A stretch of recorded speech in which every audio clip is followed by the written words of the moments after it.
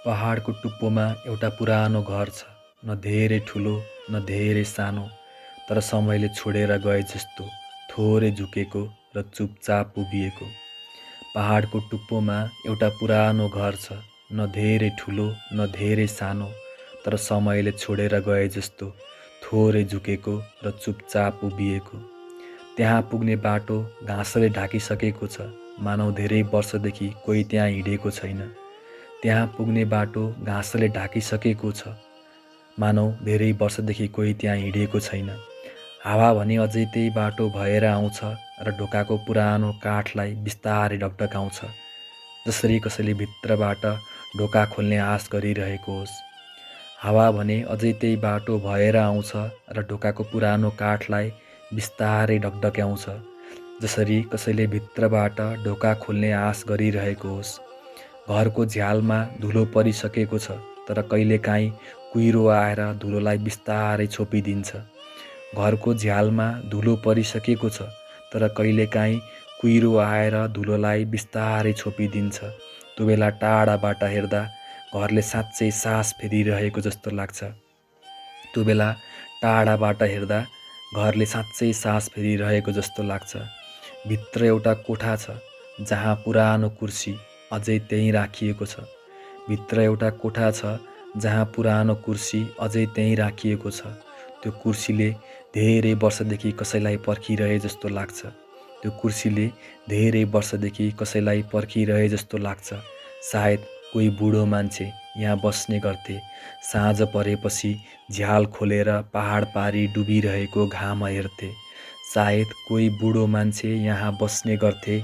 साँझ परेपछि झ्याल खोलेर पहाड पारी डुबिरहेको घाम हेर्थे र धेरै कुरा सोच्थे, जीवनका बारेमा, मानिसहरूका बारेमा र त्यो बाटोको बारेमा जहाँबाट उनी कहिल्यै फर्केर आएनन्। र धेरै कुरा सोच्थे, जीवनका बारेमा, मानिसहरूका बारेमा र त्यो बाटोको बारेमा जहाँबाट उनी कहिल्यै फर्केर आएनन्। कहिलेकाहीँ त्यो घर वरिपरिबाट अजीब आवाज आउँछ।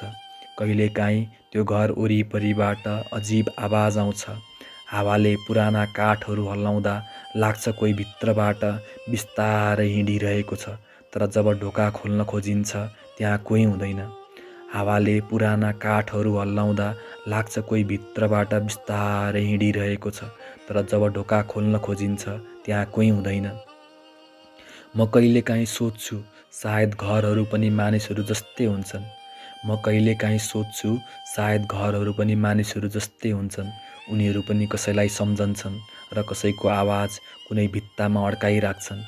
उनीहरू पनि कसैलाई सम्झन्छन् र कसैको आवाज कुनै भित्तामा अड्काइराख्छन्। जब रात पर्छ अनि पहाडभरि सुनसान फैलिन्छ, त्यो एक्लो घर आफ्नै यादहरूभित्र बिस्तारै हिँड्न थाल्छ। जब रात पर्छ अनि पहाडभरि सुनसान फैलिन्छ, त्यो एक्लो घर आफ्नै यादहरूभित्र बिस्तारै हिँड्न थाल्छ। कहिलेकाहीँ झ्याल आफै अलिकति खुल्छ, जसरी कसैले भित्रबाट बाहिर हेर्न खोजेको होस्। कहिलेकाहीँ झ्याल आफै अलिकति खुल्छ, जसरी कसैले भित्रबाट बाहिर हेर्न खोजेको होस्। त्यो झ्यालबाट टाढाको गाउँ देखिन्छ, सानो बत्तीहरू बलिरहेका र मानिसहरू आफ्नै घरमा फर्किरहेका। त्यो झ्यालबाट टाढाको गाउँ देखिन्छ, साना बत्तीहरू बलिरहेका र मानिसहरू आफ्नै घरमा फर्किरहेका। तर त्यो घर अझै त्यहीँ उभिएको छ, पहाडको टुप्पोमा, कुहिरोको बिचमा, हावासँग कुरा गर्दै र सायद कसैलाई पर्खदै। तर त्यो घर अझै त्यहीँ उभिएको छ, पहाडको टुप्पोमा, कुहिरोको बिचमा, हावासँग कुरा गर्दै र सायद कसैलाई पर्खदै, जो एक दिन त्यही पुरानो बाटो हुँदै फेरि यहाँ आइपुग्नेछ र ढोका खोल्दा घरले बिस्तारै लामो सास फेर्नेछ। जो एक दिन त्यही पुरानो बाटो हुँदै फेरि यहाँ आइपुग्नेछ र ढोका खोल्दै घरले बिस्तारै लामो सास फेर्नेछ। त्यो बेला भित्ताहरूले पनि पुराना आवाजहरू फिर्ता दिनेछन्। त्यो बेला भित्ताहरूले पुरानो आवाजहरू फिर्ता दिनेछन्।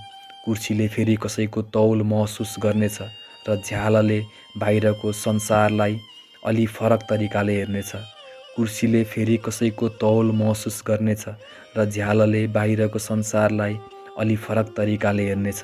तर अहिले पहाडमाथि हावा अझै बगिरहेको छ। कुहिरो अझै बसिरहेको छ र त्यो एक्लो घर आफ्नै कथा बिस्तारै सम्झिरहेको छ। तर अहिले पहाडमाथि हावा अझै बगिरहेको छ, कुहिरो अझै बसिरहेको छ र त्यो एक्लो घर आफ्नै कथा बिस्तारै सम्झिरहेको छ।